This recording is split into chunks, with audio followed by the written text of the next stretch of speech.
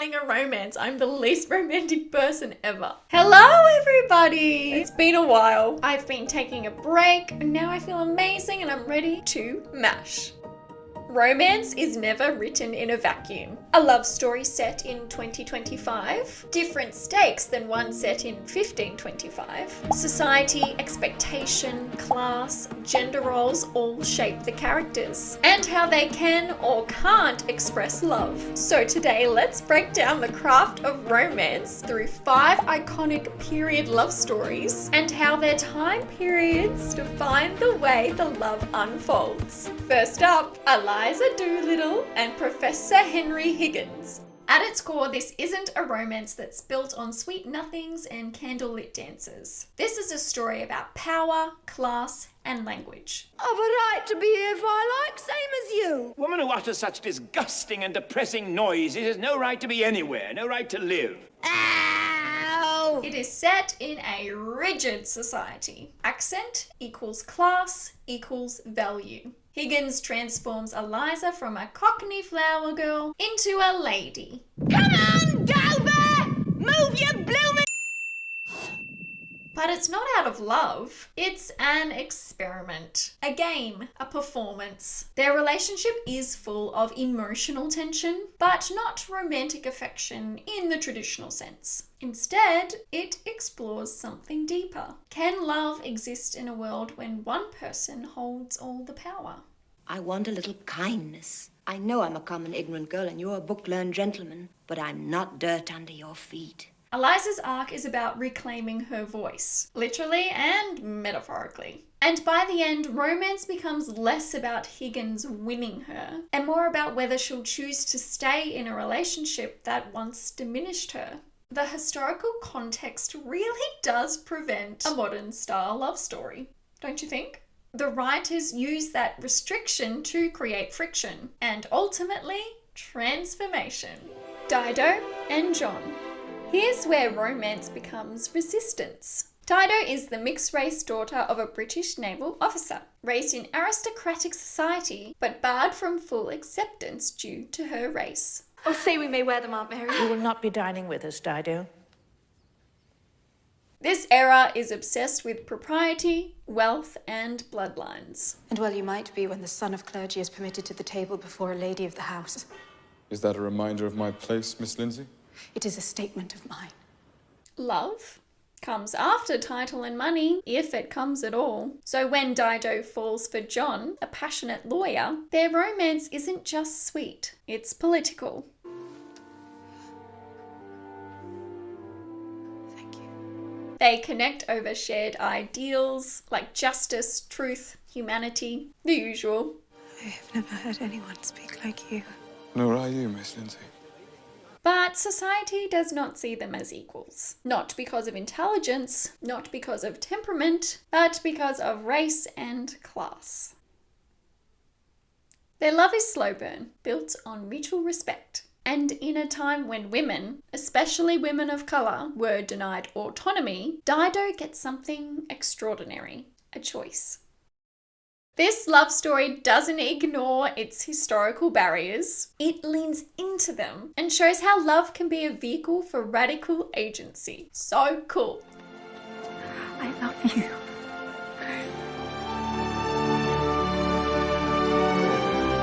Viola and Will.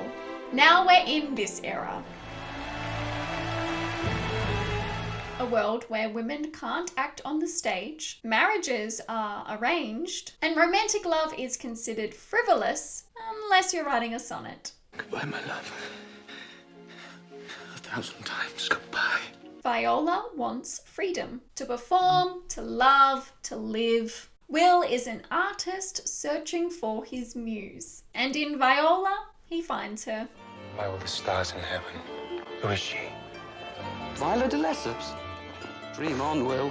But this is a romance that's doomed from the beginning, not because of emotional incompatibility, but because of the structures of the time.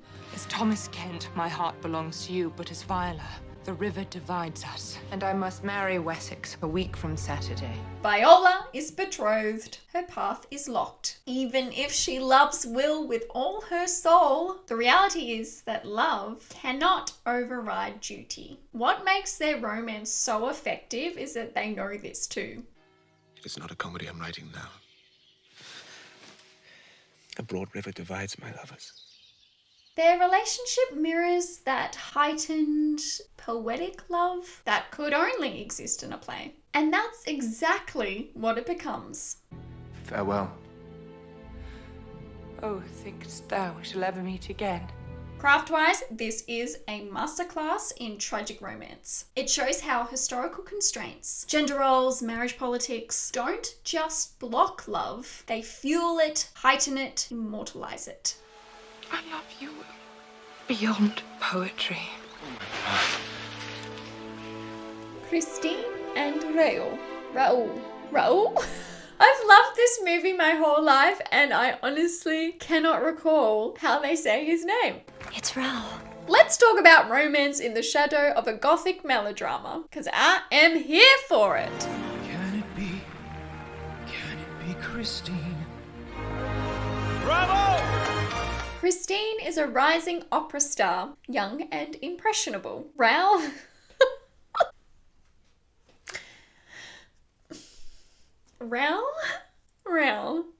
is a nobleman, her childhood friend, now romantic suitor. Their story takes place in Paris, a time of cultural glamour, mixed with lingering ideas about propriety, protection, and purity. Whose is that voice? Who is that in there? Christine is caught between two men, the safe chivalrous protector and the phantom, a symbol of obsession, danger, and raw passion. Only then can you belong to me. Raoul represents everything society says Christine should want. Stability, nobility, safety. He's kind, honourable, and emotionally available. Wow, who knew? That's all a girl needs. But the drama lies in Christine's torn emotional state, between passion and safety, between autonomy and possession.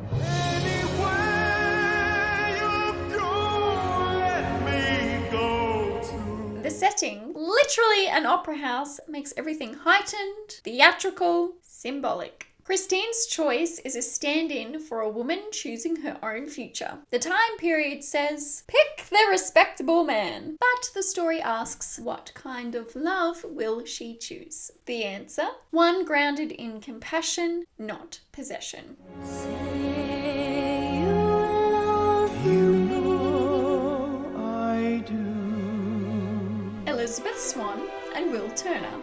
This is a swashbuckling romance that smashes class expectations. You should return to the Dauntless. Your fiancé will be wanting to know you're safe. Elizabeth is a governor's daughter. Will is a blacksmith. In this society, that pairing doesn't happen. But in a world of pirates, curses, and undead monkeys, suddenly the rules are up for grabs. Still, the class tension is present from early on. How could I forget, Miss Swan? Will, how many times must I ask you to call me Elizabeth? Elizabeth is above Will, and they both know it. There, see? At least the boy has a sense of propriety. Now, we really must be going. Good day, Mr. Turner.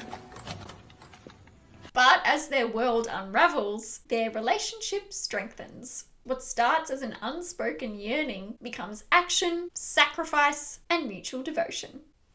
Will fights not for riches or honour, but for her. See, this is the kind of romance I get behind and I don't know why. Maybe it's just... I don't like being vulnerable. Although sacrificing yourself for someone else is probably a very vulnerable act. But maybe the notion that you might die removes that factor. Because, hey, you could be dead. So the vulnerability isn't real until it's real. Do you know what I mean? I've really gone off track here, haven't I? Sorry. Elizabeth chooses love over expectation. Here's a blacksmith. He's a pirate.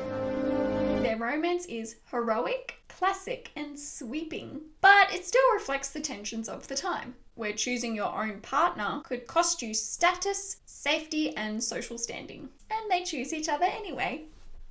Yay. I love you. So how do you write love stories that resonate across time? Ask yourself, what would keep these characters apart in their world? Is it class, gender, race, politics? What are the external structures that make love impossible or dangerous? How do the characters subvert or survive their errors' expectations? Is their romance an act of rebellion? Or are they swept along by duty, never allowed to choose freely? How does the time period change the stakes of love? Does a kiss mean marriage? Does love mean death? Or does it mean finally being seen as an equal? Let's mash together a new love story, crafted from the DNA of these 5 iconic romances. Power imbalance, class transformation, agency. Race, justice, resistance, mutual respect. Creativity, doomed passion, societal constraint. Innocence versus obsession. Safety versus danger. Class tension, rebellion, earned partnership. So JC, the setting? Regency era, England. Of course it is, I'm obsessed with Jane Austen. But we're in the intense aftermath of the Napoleonic Wars. It's a time of scientific awakening, intellectual salons, because those were a thing, and there's deeply entrenched class and gender divisions, sort of like today still. It's an age where your name, your race, your gender, and your ability to speak properly determine your entire life. Where love is still transactional, unless you dare to break the rules. The lead? Her name is Celine Harcourt. She's an illegitimate biracial woman born to a nobleman and a freed Caribbean scholar. Celine was raised in secret, educated in languages, ancient philosophy, and classical rhetoric, but denied her name, her inheritance, and her place in society. She now works as a translator and editor for wealthy men publishing academic papers they didn't actually write. Celine is brilliant, angry, and exhausted. She wants more than anything to publish a paper of her own, an ancient pre-Roman text she found in a crumbling estate library. But no one will take it seriously from a woman, especially her.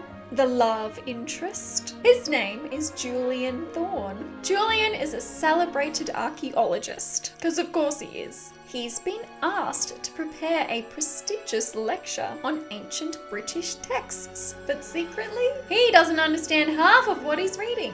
Typical. He hires Celine to help with translation and notes.